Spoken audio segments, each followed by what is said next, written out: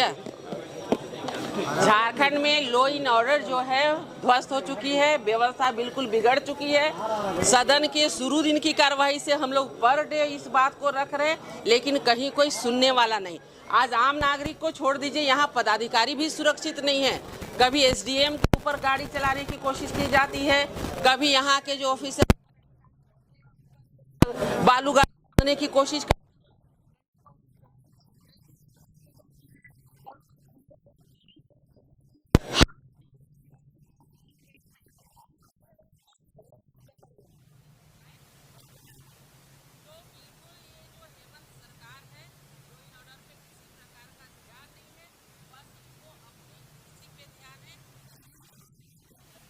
घटना में शामिल है उसकी गिरफ्तारी हो। और जहाँ तक लॉ एंड ऑर्डर की सवाल है तो इसको डीजीपी साहब देख रहे हैं, एसपी साहब, सीनियर एसपी साहब देख रहे हैं, उस पर कार्रवाई होगी। कोई भी हो, इस तरह घटना नहीं होना चाहिए। वही सोरेन कर रहे हैं, लोगों के बीच भय का माहौल उत्पन्न हुआ है। कहीं ना कहीं पुलिस के ऊपर जो कंट्रोल होना चाहिए वो प्रशासन का नहीं है।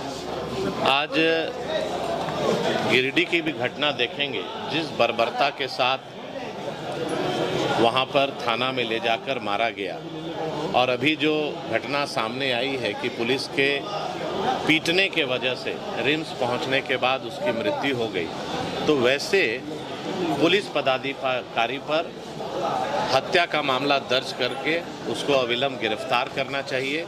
और आम लोग के ऊपर जिस तरह से हत्या पर पुलिस सक्रिय होती है, उसी तरह उस पर दंडित करना चाहिए। एक सिमरिया में भी थाना प्रभारी को जो है वहाँ एसपी ने हटाया मारपीट के आरोप में, फिर 2 दिन के बाद जो है उसको पोस्टिंग दे दी। ये ऐसे कार्रवाई से कैसे?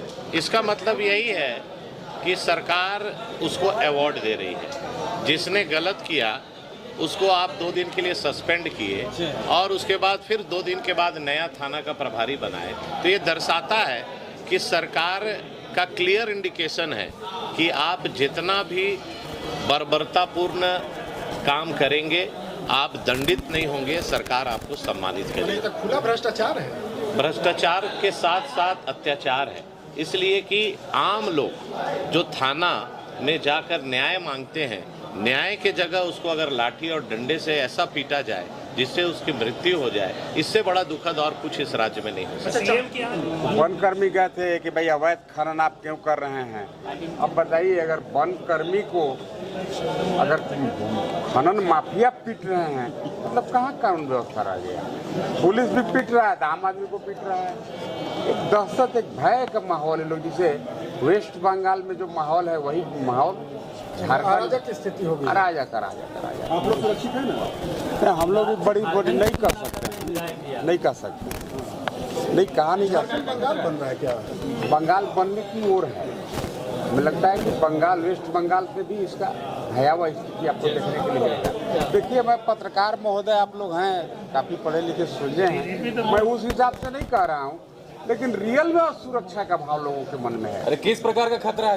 आज आपका जमीन, कल कौन उसमें बाउंड्री करने लगेगा, जाली कागज बना लेगा, रजिस्टर 2 में छेड़छाड़ कर देगा, टेम्परिंग कर देगा, आपका भी जमीन सुरक्षित नहीं है। आज गढ़वा का ही देखिए, गढ़वा में पूर्व मंत्री जी है, वो सिन्हा जी के जमीन लिखवा लिए, बेचारा के रात के हार्ट फेल हो गया।